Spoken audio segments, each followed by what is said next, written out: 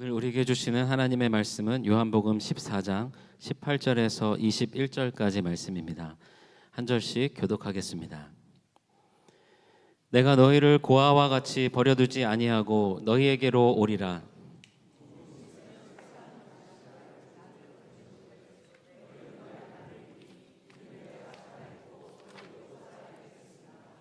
그날에는 내가 아버지 안에 너희가 내 안에 내가 너희 안에 있는 것을 너희가 알리라. 나의 계명을 지키는 자라야 나를 사랑하는 자니 나를 사랑하는 자는 내 아버지께 사랑을 받을 것이요 나도 그를 사랑하여 그에게 나를 나타내리라. 아멘. 오늘 이 시간에는 요한복음 14장 18절에서 21절의 말씀을 가지고 따로 또 같이라는 제목으로 말씀을 나눕니다. 신학교를 졸업할 때에 먼저 목회하시는 선배 목사님들이 이런저런 권면을 해주셨어요. 그 중에 아직도 기억에 남고 지금 목회 현장에서 비로소 깨닫게 되는 그런 말이 있습니다. 그게 뭐냐면 이런 거예요. 이전도사, 그땐 전도사였으니까요. 이전도사 목회하면서 제일 힘든 게 뭔지 알아? 목회하면서 제일 힘든 거는 외로움이야 라는 그런 얘기를 해줬어요. 외로움이래요. 그런데 그때는 그 말의 의미를 몰랐습니다. 근데 목회의 연수가 쌓이고 목회를 하면 할수록 그 말의 의미가 무엇인지를 참 많이 느끼게 돼요. 늘 주변에 많은 사람들이 있고 또 많은 사람과 함께 하는 것 같지만 사실요, 외로울 때가 많아요. 저만 그런 게 아니라 여러분도 그럴 것 같아요. 여러분, 근데 꼭 생각해야 될 것이 있습니다. 우리 인간은요, 원래 외로운 존재입니다. 여러분, 우리가 잘 알듯이 우리가 믿음의 생활을 함께 경주하기는 하지만 나중에 언제든지 하나님 앞에 섰을 때에는 우리는요, 어떻게 서는 거예요? 같이 서는 겁니까? 아니에요. 단독자로 서는 겁니다. 그렇죠? 혼자 서는 거예요. 혼자 하나님 앞에 서서 이 땅에서의 삶에 대해서, 믿음에 대해서 잘하였도다, 착하고 충성된 종아, 네가 작은 일에 충성하였으니 하늘나라에서 상급이 크노라. 하나님의 품에 안기는 거예요. 그렇기 때문에 인간의 삶이라는 것은요, 근본적으로 외로움을 느낄 수밖에 없는 존재라는 사실입니다. 우리의 삶의 환경과 상관없이요, 늘 외로움을 느끼는 존재가 바로 인간이라는 거예요. 그런데 여러분, 그거 아십니까? 인간은 외로울 수밖에 없는데 우리 믿음의 상황들은요, 믿음의 사람들은 어떤 상황, 어떤 순간에도 혼자가 아니라는 사실이에요. 우리 믿음의 사람들은요, 혼자가 아닙니다. 왜 그렇습니까? 성부, 성자, 성령, 삼위일체 하나님께서 우리와 함께 하시기 때문이에요. 아멘. 그리고 또 있습니다. 여러분의 한번 주변을 보십시오. 누가 있습니까? 우리 믿음의 동역자들이 있잖아요. 그렇죠? 이 시간에 우리 한번 같이 인사 나눠볼까요? 옆에 계신 분한테 오늘도 오셨군요. 네, 오늘도 오셨군요. 네, 당신이 옆에 있어서 감사합니다. 네. 자, 여러분, 성부, 성자 하나님께서, 성령 하나님께서 우리와 함께 하신다. 그게 뭐예요? 삼위일체 하나님 아닙니까? 또 우리 믿음의 동역자들이 함께 합니다. 그렇기 때문에 인간은 외로운 존재지만 믿음의 사람들은요, 혼자가 아니라는 사실을 우리가 반드시 먼저 기억하고 있어야 된다는 거예요. 오늘 요한복음 14장의 말씀은요, 예수님께서 이제 제자들과 함께 유월절 만찬을 하신 이후에 자신이 이제 십자가의 길을 갈 것이다, 구체적으로 이렇게 이야기는 하지 않으셨지만 고별사와 같은 말씀을 제자들에게 하는 그런 내용이 나옵니다. 먼저 2절에 보면 내가 너희를 위하여 거처를 예비하러 간다, 이렇게 말씀해요. 10절에 보니까 내가 아버지 안에 거하고 아버지는 내 안에 계신 것을 믿으라, 이렇게 이야기해요. 이게 지금 무엇을 이야기하는 거예요? 내가 십자가 죽음의 길을 갈 것이고 이제 또 부활할 것임을 제자들에게 말씀해 주시는 거예요. 예수님은요, 십자가의 죽으심으로 이제 우리의 죄의 문제를 해결해 주셨습니다. 그리고 부활하심으로 예수께서 그리스도이심을 분명히 우리에게 증명해 주셨어요. 그리고 부활 승천하셔서 지금 하나님 우편에 앉아 계십니다. 그런데 그걸로 끝나는 것이 아니었어요. 부활 승천하신 예수님은요, 모든 믿는 자들 안에 뭘로 오셨냐면 성령님으로 오셨다는 거예요. 16절에 보면 그가 또 다른 보혜사를 너희에게 주사 영원토록 너희와 함께 있게 하리니 하고 나옵니다. 이어지는 17절 18절도 그는 너희와 함께 거하시며 또 너희 속에 계시겠습니다. 내가 너희를 고아와 같이 버려두지 아니하고 너희에게로 오리라 하고 이렇게 말씀하고 계세요. 주님께서 부활 승천하실 때 그것으로 끝난 게 아니라 보혜사 성령을 우리에게 보내주시고 우리를 고아와 같이 내버려 두지 아니하시고 우리 속에 함께 하신다 하고 이렇게 말씀하고 계시는 거예요. 사도 바울은 그렇기 때문에 고린도전서 3장 16절에서 하나님의 성령이 너희 안에 계시는 것을 알지 못하느냐 하고 이렇게 말씀하고 있습니다. 여러분, 부활하신 주님은요, 우리와 따로 떨어져서 하늘 보좌 우편에 계시지만 또 보혜사 성령을 우리에게 보내셔서 우리와 함께 하신다는 거예요. 성령님이 함께 하신다는 것은 무엇을 의미하냐면 곧 누구도 함께 하신다는 거예요. 성부 하나님, 성자 예수님도 함께 하신다는 것을 의미하는 거예요. 우리는 이것을 뭐라고 부릅니까? 삼위일체라고 부르는 거예요. 그것을 좀 더 쉬운 말로 하면 따로인데 또 같이 있다는 거예요. 같이 있는데 또 각각의 위격을 갖고 있다는 그런 이야기입니다. 우리는 성령님의 역사를 이렇게 따로 또 같이 경험하면서 살아가고 있는 존재라는 거예요. 자, 오늘 말씀에 보면 예수님께서 이제 제자들의 곁을 떠났다고 암시하니까 제자들이요 근심에 빠지게 되는 거예요. 그때에 예수님께서 하신 말씀이 바로 이 말씀인 거예요. 또 다른 보혜사를 너희에게 주사 영원토록 너희와 함께 있게 할 것이다 하는 그런 말씀입니다. 또 다른 보혜사를 너희에게 준다. 근데 여기에 나오는 이 또 다른이라는 말의 의미가 뭐냐면 이런 거예요. 질적으로는 같은데 다른 사람이라는 거예요. 좀 어렵죠? 질적으로는 같은데 다른이라는 뜻이 또 다른이라는 의미입니다.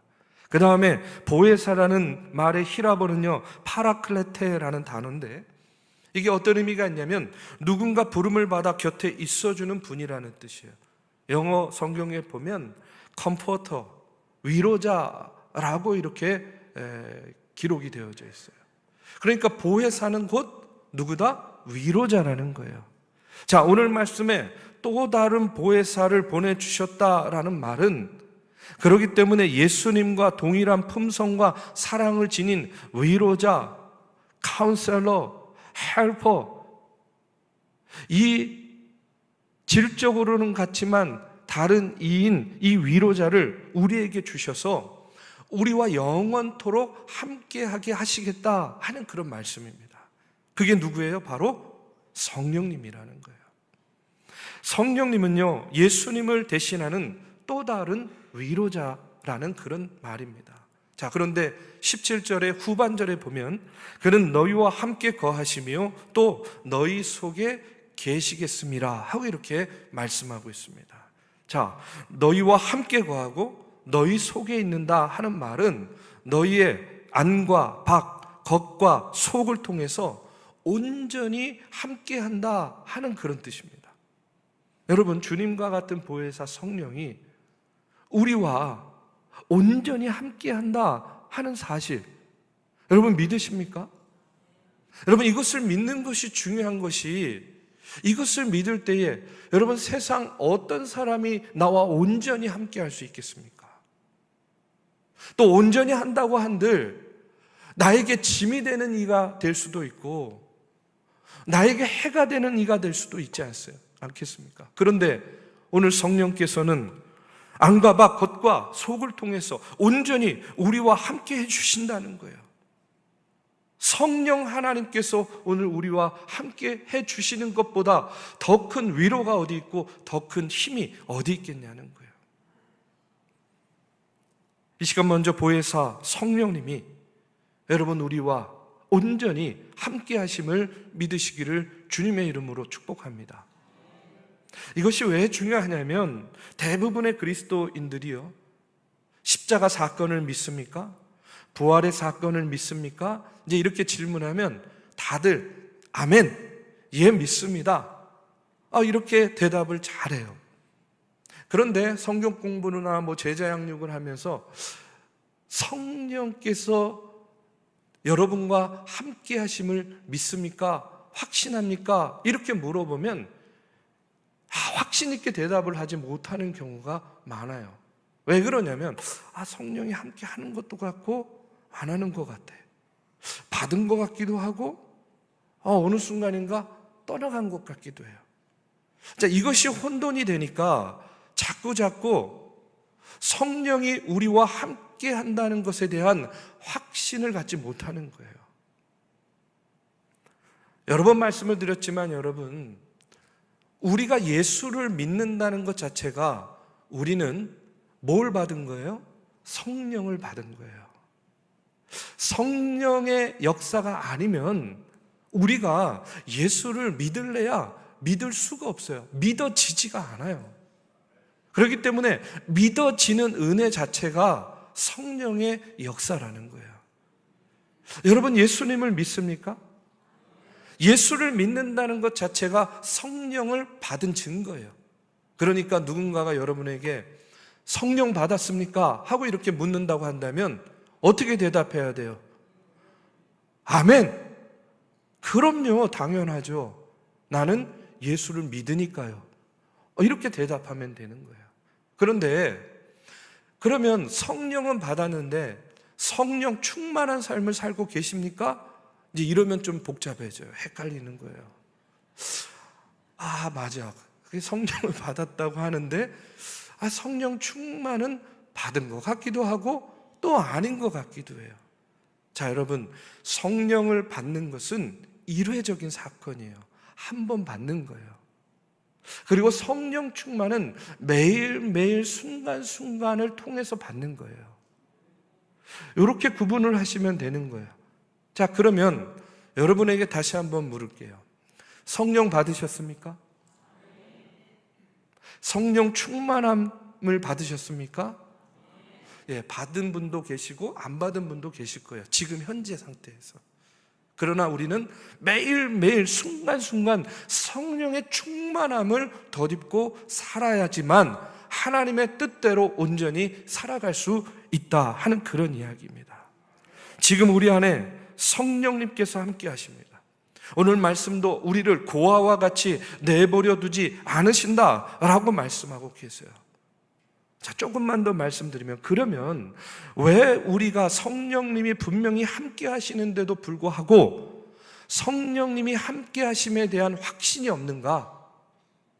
여러 가지 이유가 있겠지만 한 가지를 말씀드린다면, 여러분, 그 이유가 뭐냐면 우리가 어떤 체험을 통해서만 하나님이 나와 함께 하시는구나, 주님이 함께 하시는구나, 성령님이 함께 하시는구나를 자꾸 체험만으로 판단하려고 하기 때문에 그래요. 쉽게 말해서 체험적인 경험을 통해서만 믿으려 하기 때문에 성령이 나와 함께 하는 것에 대한 확신을 갖지 못하는 거예요. 실제로 초대교회 안에서도 이런 일들이 많이 벌어졌습니다. 성령의 역사가 임할 때에 막 방언이 터지고 예언이 터지고 병고침의 역사가 막 나타나는 거예요. 그러니까 그 당시에 소위 성령의 역사를 경험했다고 하는 성도들이요, 자신과 같은 그런 은사를 받지 못한 다른 성도들을 멸시하고 하대하는 그런 분위기가 생겼습니다. 그래서 그들은요, 기도할 때에도 방언으로만 기도하는 거예요. 그리고 방언 기도를 못하는 사람들은요, 왕따시키는 거예요. 저 방언도 못 받았어. 그래서 예전에 기도원 가면 방언 받는 법 가르쳐 줬잖아요. 그렇죠? 여러분 다 해보시지 않았어요? 방언 받는 법. 할렐루야를 계속 하는 거예요. 할렐루야, 할렐루야, 할렐루야, 할렐루야, 할렐랄랄랄랄라. 이렇게 이제 방언이 터진다는 거예요. 그때는 왜 그랬는지 모르겠습니다. 그런데 이 시간에 분명히 말씀을 드리는데, 여러분 체험에만 의지해서 내 안에 계신 예수님, 내 안에 계신 성령님을 알려고 하는 것은요, 대단히 위험합니다. 왜냐하면 이 체험이라는 것이 우리에게 성령님의 강력한 역사를 경험하게 하고 우리의 믿음을 순간적으로 확 끌어당기고 강화시키는 그런 이점이 있어요. 그런데 반대로 체험에만 의지하게 되면 시험에 들기도 한다는 거예요. 왜 시험에 드냐?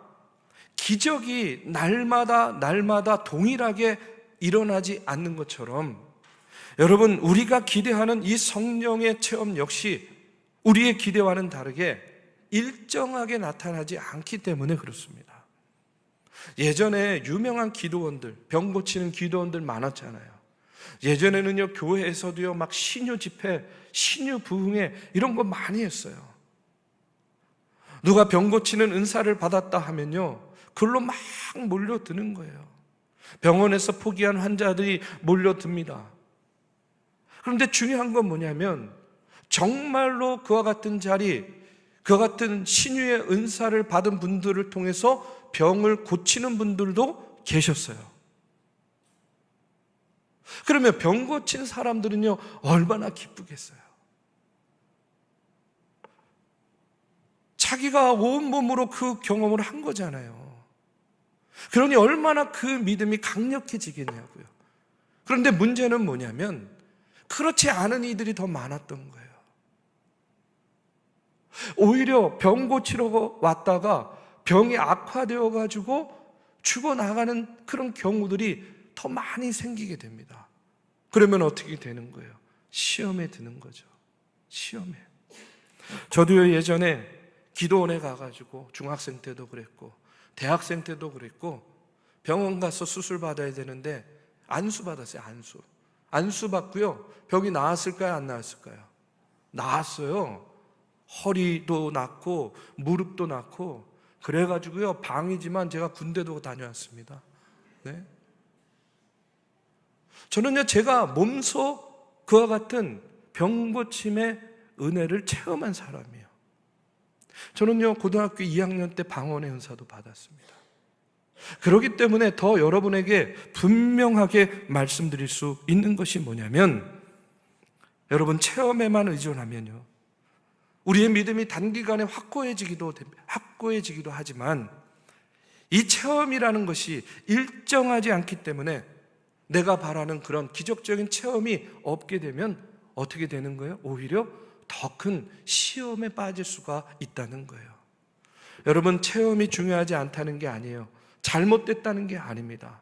여러분, 체험적인 신앙을 가지시길 바라요. 왜냐하면 그런 체험이 있으면 우리의 믿음이요, 한 단계 확 업그레이드 되거든요. 감리교의 전통 중에도 체험이 들어있습니다. 성서, 전통, 체험, 이성, 이것이 바로 감리교의 4대 전통이에요. 체험이 중요하지 않다는 것이 아니라, 잘못됐다는 것이 아니라, 우리가 성령의 내재와 성령의 임재를 체험에만 의지하게 되면 그 경험은 누구에게나 동일하게 일어나는 것이 아니기 때문에, 일정한 것이 아니기 때문에 오히려 더 큰 시험에 빠질 수도 있다 하는 그런 말씀입니다. 그래서 우리는요, 내가 바라는 대로 그 같은 체험이 없게 되면요, 어떻게 됩니까? 하나님, 주여, 왜 나에게는 이런 일이 생깁니까? 왜 내가 기도한 것은 응답해 주지 않습니까? 왜 내 병은 고쳐주지 않습니까? 왜 아무리 힘써 기도해도 나에게는 어떤 변화가 일어나지 않습니까? 이렇게 낙심하고 절망하게 되는 거예요. 자, 그렇기 때문에 여러분, 체험을 통해 성령의 역사를 경험하는 것도 좋고 중요하겠지만, 더 중요한 것이 있다는 거예요. 그러면 어떻게 우리가 성령의 임재를, 성령께서 내 안에 계심을, 나와 함께 계심을 경험해야만 되는가? 여러분, 오늘 말씀의 빛에 비추어 보면 우리는요, 내 안에 계신 예수님을 바로 말씀을 통해서 만나고 경험해야 된다는 거예요. 오늘 본문 20절, 21절에 보면 이렇게 나옵니다. 그날에는 내가 아버지 안에, 너희가 내 안에, 내가 너희 안에 있는 것을 너희가 알리라. 나의 계명을 지키는 자라야 나를 사랑하는 자니, 나를 사랑하는 자는 내 아버지께 사랑을 받을 것이요 나도 그를 사랑하여 그에게 나를 나타내리라 하고 이렇게 나오고 있어요. 성령의 역사를 경험하기 위해서는 나의 계명을 지키는 자가 되어야 된다 하는 것이 말씀이에요. 아이, 목사님, 말씀 수십 년 들어왔잖아요. 그런데 저는요, 별 감흥이 없어요. 아니, 목사님, 아무리 말씀 읽고 들어도 저는요, 별 변화가 없어요. 아니, 어떻게 말씀을 듣는 것만으로, 아니, 말씀을 읽는 것만으로 성령을 경험할 수 있겠습니까? 이런 생각 가지고 계신 분들 계실 거예요. 그런데 여러분, 그렇지 않습니다.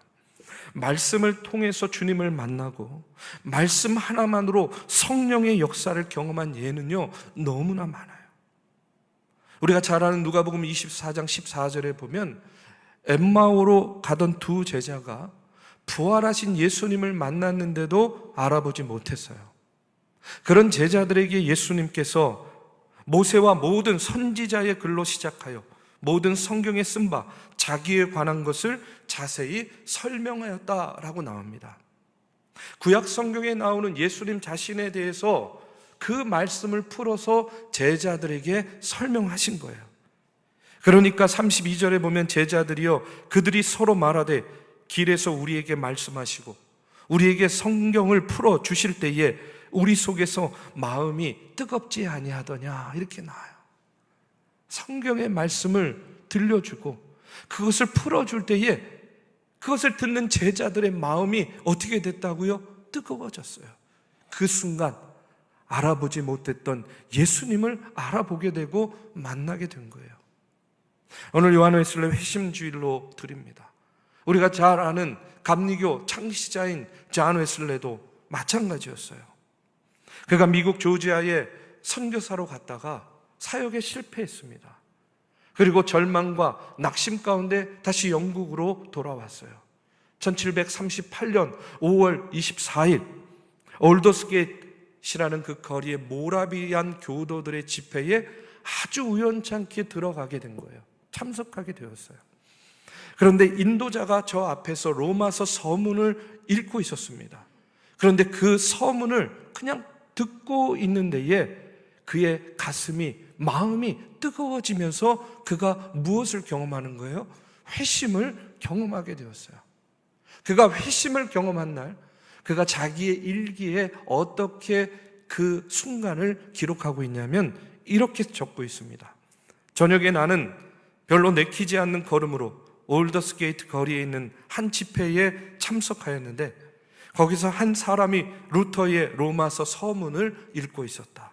9시 15분경 그가 그리스도 안에 있는 믿음을 통하여 하나님께서 마음의 변화를 일으키시는 일을 설명하고 있을 때 나는 내 마음이 이상스럽게 뜨거워짐을 느꼈다.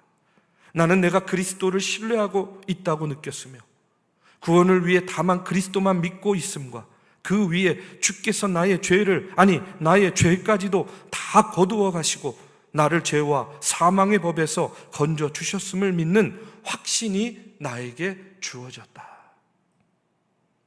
존 웨슬리는요, 어떤 일도 하지 않았어요. 그냥 우연찮게 집회에 참석했을 뿐입니다.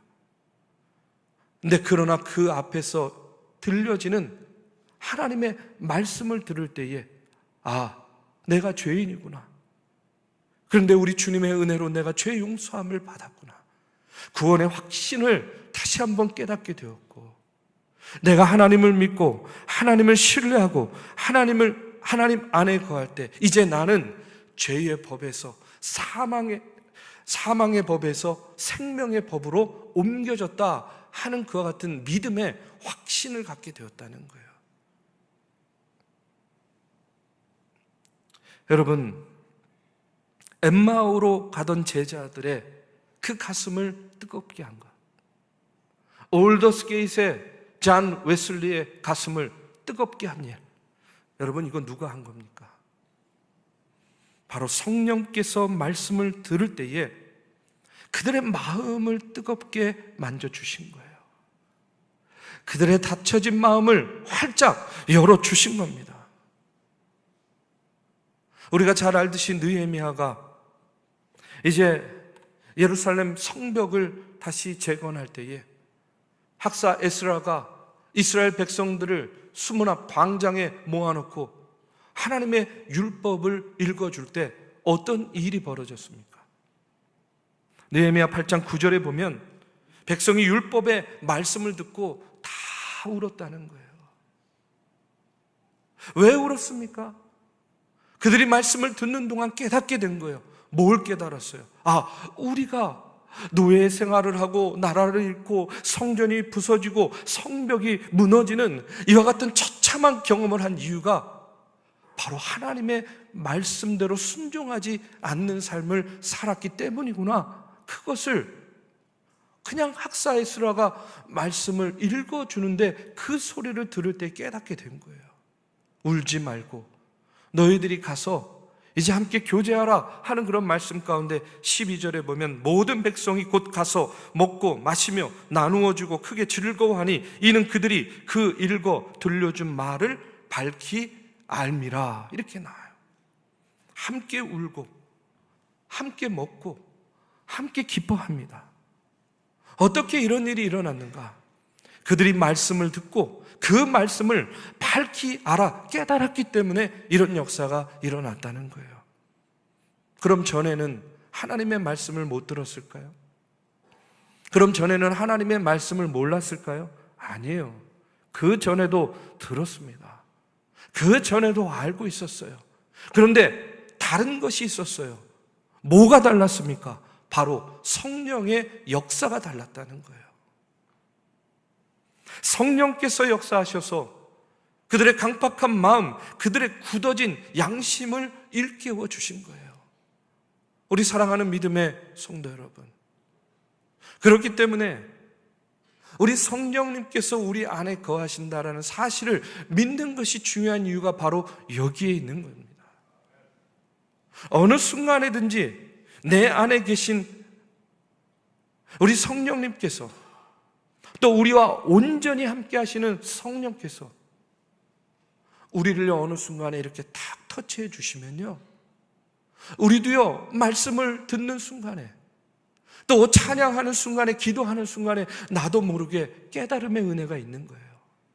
임하는 겁니다. 나도 모르게 눈물이 나는 거예요. 나도 모르게 사랑과 용서가 생기는 거예요. 평생 하나님의 말씀을 들었지만, 평생 찬양하고 기도했지만 이제까지 경험해보지 못했던 그와 같은 경험이 내 삶 가운데 일어나는 것, 누구 때문입니까? 성령의 역사가 있을 때에 가능해지는 거예요. 저는 늘 설교하는 목사로서 그렇기 때문에요, 말씀을 전할 때 다른 어떤 것보다도 이 성령의 역사를 가장 간절히 기도합니다. 하나님, 오늘도 말씀을 전할 때에 성령께서 역사하여 주시어서 이 예배에 참여한 우리 믿음의 성도들의 각각의 마음과 심령을 어루만져 주시옵소서. 그럴 때에 닫혀진 마음이 열려주시고 선한 양심이 생기고, 다 다르지만 우리가 예수의 이름으로 하나 되어서 한 마음 한 뜻으로 우리의 꿈과 우리의 비전을 이루는 그와 같은 놀라운 역사가 나타날 줄로 믿습니다. 성령께서만 하실 수 있습니다. 우리 사랑하는 믿음의 성도 여러분, 체험을 위해서도 기도하시기 바랍니다. 그러나 그것에만 의존하지 마시고, 그것에만 매달리지 마시고, 오늘 우리에게 주시는 하나님의 말씀, 들려주시는 하나님의 말씀, 우리가 매일매일 묵상하는 하나님의 말씀을 통해서 여러분 우리에게 동일하게 역사하시는 그 성부, 성자, 성령, 삼위일체 하나님의 놀라운 역사를 통해서 여러분 하나님과 동행하시고 주님과 동행하시고 성령님과 동행하시면서 이 세상 가운데에 빛과 소금의 역할을 다하고 크리스찬의 향기를 내어 바라며 승리하는 믿음의 삶을 사시기를 이 시간 주님의 이름으로 축복합니다.